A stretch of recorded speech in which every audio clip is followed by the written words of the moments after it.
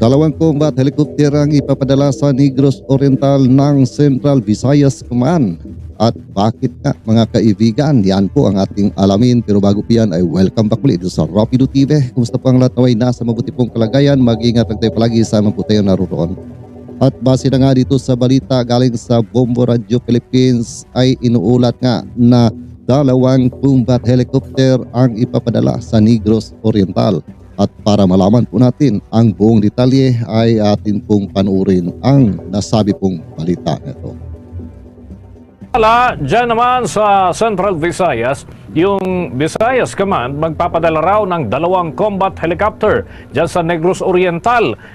Alamin natin kung para saan ho ito, mga kabombo. May pag-ulat dyan ang Bombo Radio Cebu.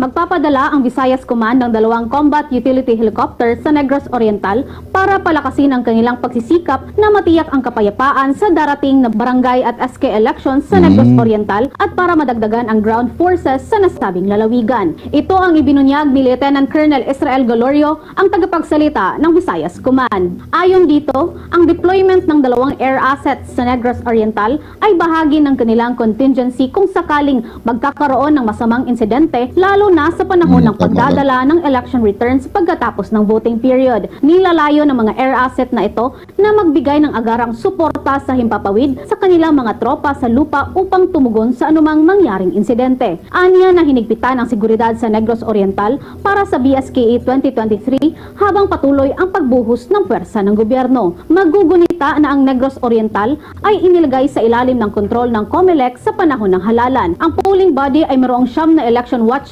list areas kung saan isa sa mga ito ay nakategorya bilang area of concern dahil sa matinding tunggalian sa politika, habang ang 8 naman ay nakategorya bilang areas of immediate concern dahil sa mga aligasyon na may kaugnayan sa CPP-NPA. Makapamuhay ng matiwasay at maayos. So with regards to sa barangay NSK election, wala namang masyadong threat tayo. However, we do not discount the fact na may mga iilang elemento sa komunidad natin na posibleng gagawa ng kalukuhan. Minamabuti na rin natin na kaigtingin lalo yung ginagawa nating focus military operation, at the same time yung security operations natin through the COMELEC checkpoints, mga mobility patrol in support dun sa PNP tsaka sa COMELEC. Ating napakinggan si Lieutenant Colonel Israel Galorio, ang tagapagsalita ng Visayas Command. Okay, right yan mga kaibigan. No? At ito nga ang balita, no? Na itong Central Visayas Command ay magpapadala nga ng dagdag na mga sundalo at dalawang combat helicopter para nga ay siguraduhin po ang seguridad sa nasabi pong probinsya sa Negros Oriental. At para sa akin po mga kaibigan ay tama lang naman po dahil alam po natin na ang probinsya na iyan sa ngayon ay medyo hindi pa nga po siya masyadong mapayapa dahil sa mayroon pa pong mga iilan po na mga pinaghahanap ng batas na hindi pa nahuhuli hanggang ngayon mga kaibigan.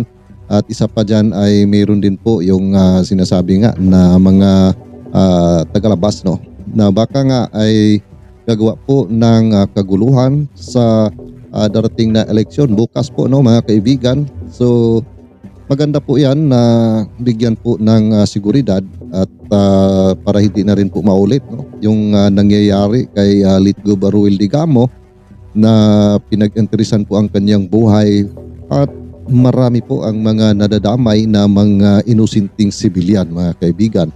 At sa ngayon po kung mayroon po naman na isang kandidato dyan na pag-interesan ang kanyang buhay at bakas mayroon na rin po na mangyayaring katulad sa mga nangyayari na dati mga kaibigan, no?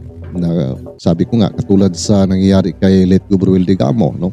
So wala man pong tinutumbok na kung sino nga ang mga tao na kanilang pinagdudahan na gagawa ng hindi kanais-nais sa darating na halalan mga kaibigan sa sa BSKE mga kaibigan, no? Pero tama lang naman po na bigyan po ng seguridad ang nasabing probinsya para sa akin po mga kaibigan, no?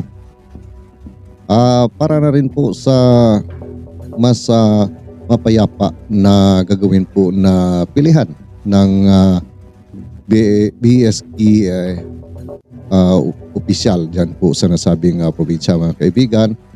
At sana po no ay maging maayos na po ang nasabi pong probinsya. Bumalik po siya sa normal na wala pong kinakatakutan ang ating pong mga mamamayan dyan, na yung bang kahit saan po sila pumunta, wala po silang iniisip na baka mayroon pong mga masasamang tao na magka-interes po sa kanila pong mga buhay. Lalong-lalo na po ang mga opisyalis po dyan sa nasabing probinsya. Sila po ang talagang mainit, no, dahil nga sa kontrapartido po, mga kaibigan, no? Yun po kasi ang dahilan dyan sa nangyayari sa Negros Oriental, dahil hindi nga nagkasundo itong dalawang partido na ito.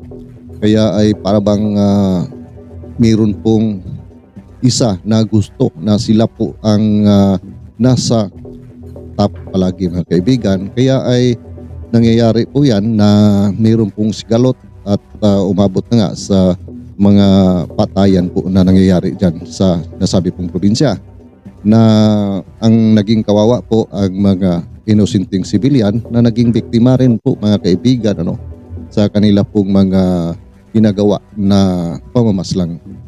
Dahil pagka hindi ka susuporta sa kanila ay nabawian ka ng buhay, mga kaibigan. Yun po ang masaklap dyan, ano? Dahil ay marami po ang mga politiko na ganun po ang mga ginagawa, no? Hindi lang naman dyan po sa Negros Oriental at sa iba pang lugar po sa atin pong bansa. Mayroon po tayong mga nabalitaan na talagang mayroong nagsigasigahan na politiko sa mga ibang lugar po, mga kaibigan, at gusto po nila na sila po ang palaging panalo pagka mayroon pong mga gagawing eleksyon.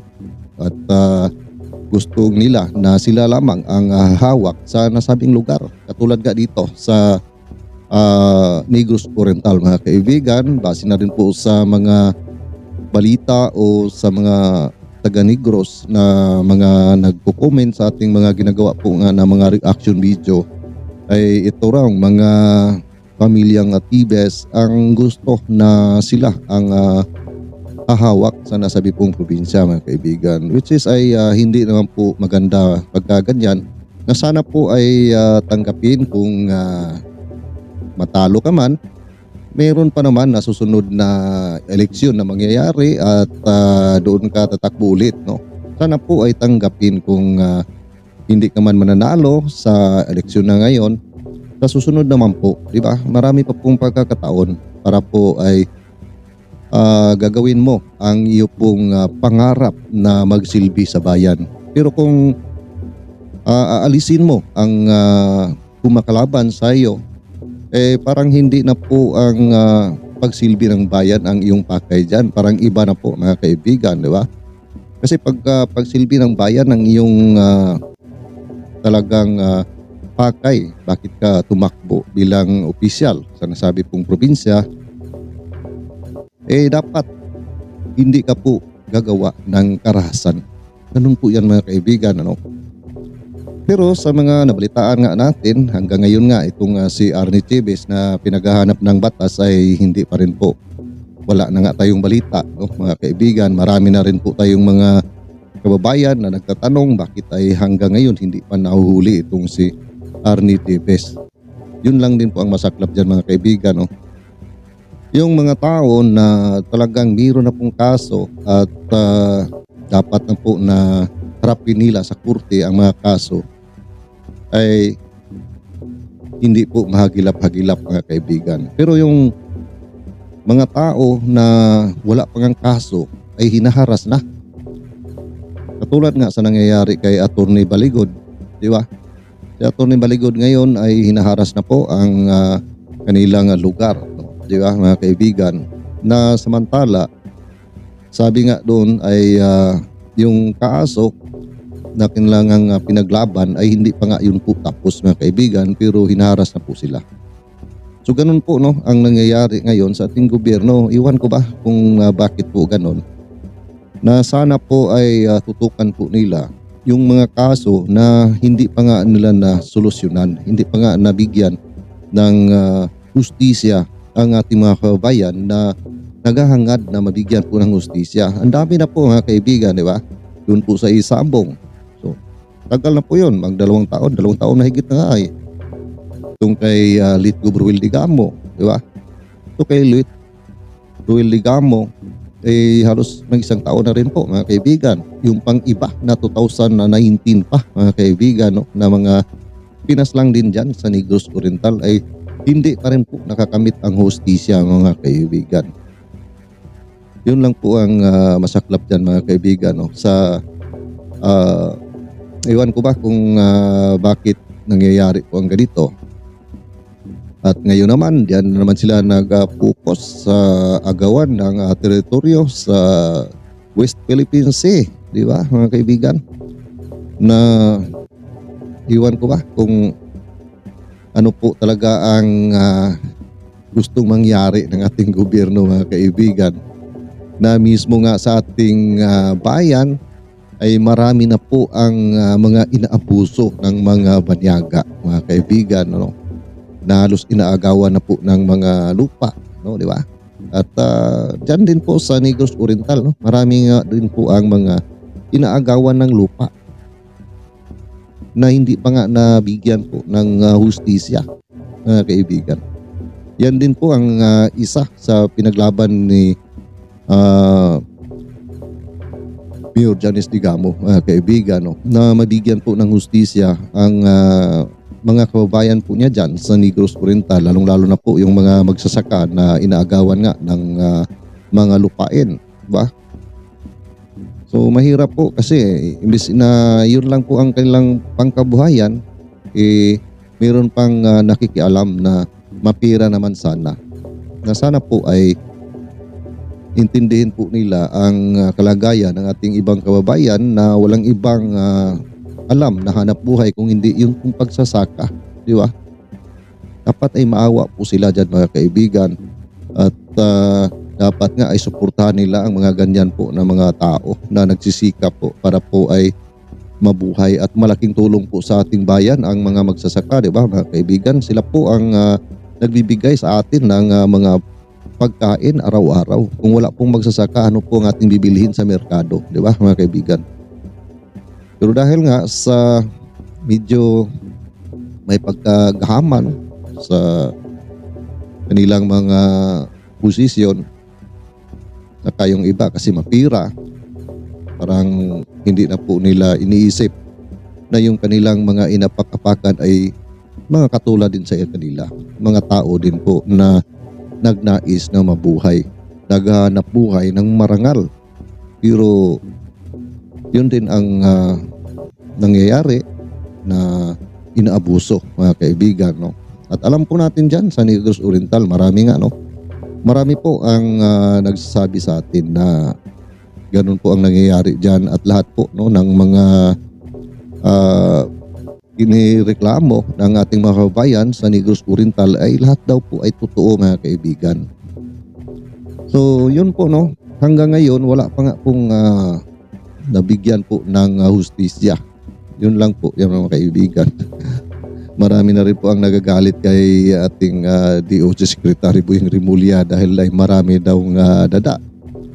Na yung sa una pa lang pagkahuli nung mga sinasabing mga suspect, nasa 99% na daw ang kaso mga kaibigan solved. Pero hanggang ngayon, nasaan po ang 99%? Bakit ay ang dali po nakaabot ng 99%, pero sa 1% na lang po ay parang wala na po mga kaibigan. Hindi na po natin nabalitaan kung nasaan na nga itong ngayon si Arnie Tibes. Actually hindi naman natin sinasabi na si Arnie Tibes talaga ang utak, no? Pero dapat po niyang sagutin ang kaso dahil nandiyan na po. Siya po ang tinuturo, di ba mga kaibigan? Para malalaman natin kung sino ba talaga ang totoong utak yan. Kasi pagka hindi po niya harapin yan, siyempre ang lahat po ng tao ay maniniwala na siya nga ang utak. Dahil hindi nga niya sinagot ang mga kaso na yan, mga kaibigan, di ba? Yun lang po ang masaklap dyan. At doon naman sa kaso nung kanyang isang tauhan na si Marvin Miranda. Iwan ko kung matutuloy pa ang kaso na yun, mga kaibigan, dahil nga yung binasura yung una pong kaso, no? At muli pong gagawa ng preliminary investigation. So yun ang ating napansin, mga kaibigan, na parang hindi siniseryoso ang kaso na ito. Para sa akin po, mga kaibigan, hindi po nila siniseryoso. Dahil pag siniseryoso po nila yan, hindi po yun mangyayari na yung kay Marvin Miranda na may basura po, mga kaibigan. Dahil inakyat na po yun sa korte, di ba? Meron pong nakita na probable cause. Pero bakit po ay hindi po nalilitis? So, ibig sabihin, meron pong palpak na nangyayari, mga kaibigan. So, yun po ang mahirap doon. Sabi nga ay huwag madaliin para sigurado na pag-akyat sa korte ay hindi po madidismiss ang kaso. Di ba? Pero bakit nabasura po ang kaso ni Marvin Miranda? Yun po ay malaking katanungan ng kaibigan, di ba? Yun po ang sabi ni SOG Buying Rimulya, di ba? Na dapat po ay usisahing mabuti ang lahat po na ebidensya na magpapatunay at huwag madaliin para po ay hindi po masayang ang pagod. Pero ang nangyayari po, nung inakyat na sa korte ang kaso ni Marvin Miranda, binasura lang po, mga kaibigan. Kaya marami po ang nadismaya na ating mga kababayan. Actually, para sa akin po, mga kababayan, ay tuloy lang po ang laban. Lalo na po sa ating mga kababayan dyan na mga naiwan sa mga naging biktima noon po sa patayan o mga nangyayari. Tuloy lang po ang laban. At alam po natin hindi natutulog ang Diyos at paparusahan po niya ang mga tao na nagkakasala po sa atin. Yun lang po, mga kaibigan. At dito naman po sa balikan natin ang binigay po na suporta ng Central Visayas Command na for seguridad sa Negros Oriental ay maganda po yan, mga kaibigan. At ipagdadasal po natin na sana po ay matapos ang halalan po ng BSKA ng Negros Oriental na mapayapa at wala pong mangyayari na mga karahasan o mayroon pong magbuwis ng buhay. Yun po ang ating pong ipagdadasal, mga kaibigan. At siyempre sa lahat po dyan sa atin sa Pilipinas. At bukas po ay eleksyon na po ng BSKA. Sana po ay mapayapa lang po ang gagawin po na eleksyon. At sa lahat po ng mga bumoto ay siguraduhin po ninyo na ang inyong binuto ay ang talagang tao na ang puso para sa tao. So yun po ang aking masasabi at kung ano po inyong mga komento tungkol po dito, pakikomento lang po sa ating comment section. At see you po sa next video po, mga kaibigan. Maraming salamat po muli, Luzon, Visayas at Mindanao at sa ating mga ka-OFW. God bless all of us at palagi lang pag-iingat. Saan man tayo naroon.